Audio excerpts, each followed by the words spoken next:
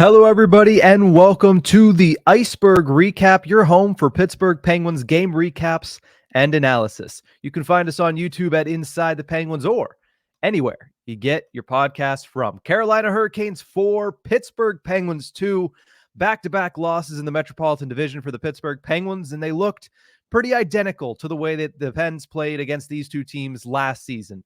The New Jersey Devils outskated them, and at the end of the day, the Penguins couldn't get more than 2 goals against the Devils. They lose 5-2 on Thursday night. And again, a close one between the Pens and the Hurricanes, where the Hurricanes carried the pace of play, but the Penguins stayed in this one till the bitter end with an empty net goal for the Hurricanes, extending that to a 4-2 lead. And again, the Penguins lose to the Carolina Hurricanes. The problem was, I don't think the Penguins had any real sustained offensive zone pressure after the opening moments of the game. They came out firing on all cylinders. It looked like the Penguins were going to bounce back in this game. And then, unfortunately, after that, they just didn't. I mean, the Hurricanes took over. The Penguins kind of faded into the background and kind of had to pick their spots at that point, because outside of a few shifts from the top line and then Evgeny Malkin eventually finding that 1 or 2 offensive scoring chance that he finds every single game, Pens didn't have much cooking against the Carolina Hurricanes. The Canes kind of shut them down a little bit. Antti Ranta had a pretty solid game, but I don't think he was tested all that much by the Pittsburgh Penguins. And the result was another game where the Penguins scored less than 3 goals and were unable to keep up because some defensive errors created opportunities for the Hurricanes to put goals in the back of the net and beaten Tristan Jarry. So let's get to that goal recap right now. Penguins opened the scoring once again this season. They've opened the scoring, scored the first goal 13 of the first 16 games of the season. Clearly, that has not, led to sustained success for the Pittsburgh Penguins, but still nice to be the first team on the board. Sidney Crosby scores his 11th goal of the season and extending his point streak to 11 games as well. Jake Gensel gets his 14th assist, extends his personal point streak. Erik Karlsson gets his 12th assist on that goal, extends his personal point streak. But at this point, who cares that the three of them are all on, 6+ at this point, or 7+ game point streaks, because the Pittsburgh Penguins have lost 2 straight. At the end of the day, I'm sure Sidney Crosby will echo the sentiment that he doesn't care how many games in a row he scores points. He wants to get the victory, which is what the Penguins were unable to do in this one. So they took a 1-0 lead out of the first period of play. Second period, 1 goal in that frame as well. This one comes from the Carolina Hurricanes' Sebastian Aho, who scores his 5th goal of the season. Assists go to Teuvo Teravainen and Seth Jarvis, which is a name that, if you didn't know going into last night, you certainly know now if you're a Pittsburgh Penguins fan. Seth Jarvis had a tremendous game, as we'll talk about going forward here, and it was 1-1 after 2 periods of play. The Penguins didn't have a good third period against the New Jersey Devils, gave up 3 goals in that third period. So too did the Penguins give up 3 goals to the Carolina Hurricanes in this one. Brent Burns, just shortly after a penalty expires for the Pittsburgh Penguins, they killed the penalty, and then Brent Burns blows one past Tristan Jarry, probably the only goal that Tristan Jarry would like to have back. Looked like there was not that much of a screen in front of him. Burns shot it from the point, just blasted it past Jarry, and Jarry unable to keep up with it, and it became Burns' 4th goal of the season. Assists go to Jacob Slavin and Andrei Svechnikov. A little bit later in the third period, after a goal was called back for the Carolina Hurricanes, it would have been 3-1. Instead, it is 2-1 because Madison Nickel was able to catch an offside on that third goal for the Carolina Hurricanes. Penguins come back, take that momentum, and turn it into a goal. Sidney Crosby scores once again his 12th goal of the season. Chris Letang, congratulations to him, picking up his 700th career point with an assist on the Penguins' second goal of the game. And Brian Rust continues to stay hot as well, as he gets on the score sheet with a secondary assist in that one. And it was 2-2. Penguins were hoping, hey, this is their opportunity. We have a tie game. It's a close game. We need to get this victory, especially with the 2 games that are coming up on the schedule, because this is the midst of probably one of the more important slates for the Pittsburgh Penguins. They lost to the New Jersey Devils when they had an opportunity to beat them because they were missing 3 of their key forwards. They're tied at this point on the road deep into the third period against Carolina Hurricanes. You just got to have games like that. Unfortunately, that's not how it worked out for the Pittsburgh Penguins. Carolina makes it 3-2 with Seth Jarvis scoring a tap-in goal, his 6th of the season. Beautiful play by Jacob Slavin, who was all over the ice as well, especially in the offensive zone. Mainly known as being a great defensive defenseman, but showed some offensive firepower in this one with that beautiful pass to Seth Jarvis, who tipped that one directly behind Tristan Jarry. Brent Burns gets a secondary assist on that one, and the Carolina Hurricanes went up 3-2. Penguins were starting to push a little bit late in the third period, but they took a penalty and they emptied the net And it doesn't matter at that point because Seth Jarvis puts it away, makes it 4-2. And at that point, you obviously knew the Pittsburgh Penguins were done. Seth Jarvis' 7th goal of the season there. Assists go to Sebastian Aho and Teuvo Teravainen.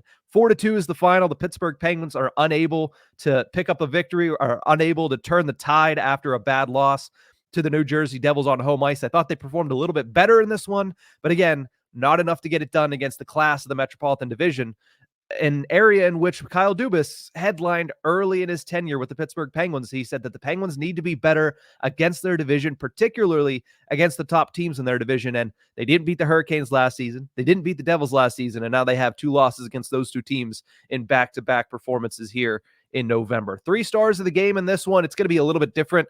I wanted to highlight some of the performances that I saw. 2 of them are going to be Penguins, even though in a game when you lose 4-2, it shouldn't be 2 of them being Penguins. You know, no disrespect to Jacob Slavin, but he's not on this list. 3rd star of the game, Marcus Pettersson has been so good for the Pittsburgh Penguins this season. Not a lot of people have talked about him. Seen a couple stories get written about Marcus Pettersson, but very solid again for the Penguins in this one. Multiple Canes 2-on-1s early in the game. Marcus Pettersson shut it down before it even grew any legs.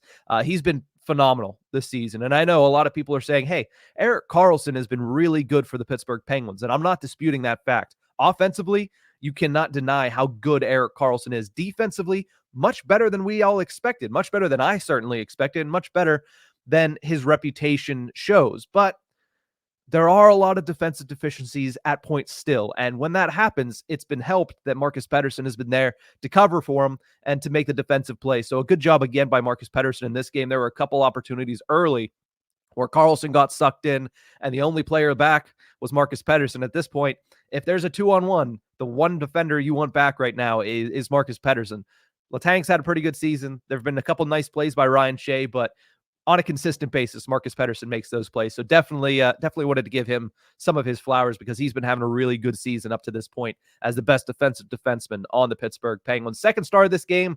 Oh, the comment section is going to get on me for this one, but Tristan Jarry. I thought he had a really good response game after that Thursday night one, because Thursday he looked every bit of the bad side of Tristan Jarry that we have seen all season long. And this one, it looked early on that, hey, maybe this could be another one of those Tristan Jarry just shutouts where it was, hey, he had a horrible performance on Thursday, then he's going to get a shutout against a really good team on Saturday.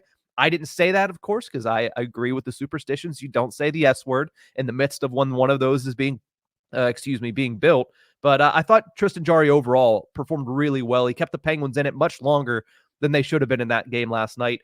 30 saves on 33 shots, and I will say 2 of those goals, the first one and the official 3rd goal of the game, were not on him. They were tap-in goals, solid passing plays by the Carolina Hurricanes, and you need better defense. 1, on that game winner by Rickard Rakell, who was in the net front. He did not do a good enough job to battle with Seth Jarvis, and 2, on Erik Karlsson on that one. You know, he went to block the shot where there was 3 people behind him in the shooting lane. He needs to take away the passing lane in that one. He's in no man's land.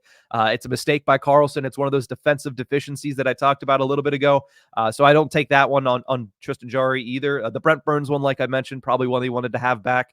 The Svechnikov goal that was disallowed, probably would have wanted to have that one back, but fortunately for him, it was offsides. I think in general, though, he looked good in this game, and it was a nice rebound performance for Tristan Jarry. Number 1 star of the game, Seth Jarvis, all over the ice for the Canes, not just with his 3-point performance, the 2nd of the season, but there was one exchange with Jake Gensel where Jarvis, first of all, should have had 4 goals in this one, because if Jake Gensel doesn't back check on that one opportunity for Seth Jarvis in the 3rd period, he probably pots that one. And then Jarvis had a wide open net where he shot it past Tristan Jarry, but Jarry was able to put his stick back and make that amazing save, probably one of the best saves that he's made all season on Seth Jarvis. But, you know, the guy was all over the place for the Carolina Hurricanes. And the reason I'm mentioning it, obviously, when Gensel thwarted him on that opportunity, Jarvis hustled back and stopped Gensel on an identical opportunity that could have made it 3-2 in favor of the Pittsburgh Penguins at the moment.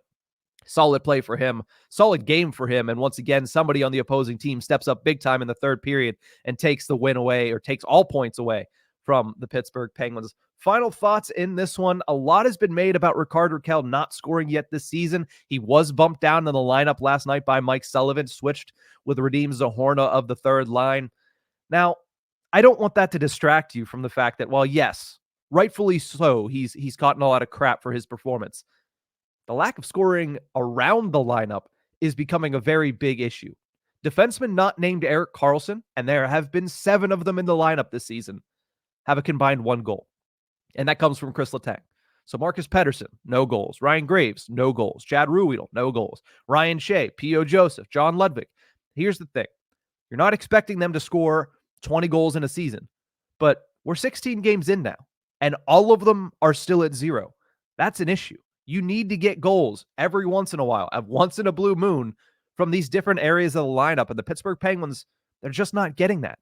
All their fourth liners, and I'll throw Jansen Harkins in there for his 4 games, 2 goals. And both of those goals came against San Jose. That was Matt Nieto and that was Vinny Hinostroza.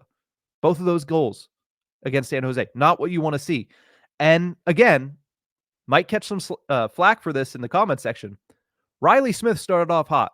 We were all talking about, hey, this might be the best line mate that Evgeny Malkin has seen since James Neal when he scored 40 back in the early 2010s. Riley Smith's gone 6 games without a goal. And in that stretch, he has 1 assist. I'm not saying that it's an issue that, hey, these players are all bad, but it's an issue where these players are not contributing. At least, like I mentioned on Thursday, when some players start to fall off, you need somebody else to step up. And at this point, you see Riley Smith falling off a little bit. Brian Rust is still having a heck of it. The whole first line is fine. Evgeny Malkin's fallen off a little bit. Riley Smith has fallen off a little bit. That third line has lost a little bit of juice, and nobody has stepped up for them in the meantime, which leaves you with Crosby, Rust, Gensel, Karlsson scoring all the goals and nobody giving them a helping hand. Now, that was fine against Columbus when they combined for 5. It was not fine against New Jersey. It was not fine against Carolina. And it won't be fine later tonight against the Vegas Golden Knights if they keep that up. So they need a little bit more consistency. They need a little bit more scoring from around the lineup. It's not just Rickard Rakell, although Rickard Rakell is the poster child for it. But the last player not named Crosby, Rust, Karlsson, Gensel, or Malkin to score a goal was Drew O'Connor in that game against the Buffalo Sabres. So you need more from the lineup in general, and we'll have to see if they can get it later tonight against the Vegas Golden Knights. Thank you guys so much for tuning in. That's it for this one. You can find us on YouTube at Inside the Penguins or anywhere you get your podcasts from.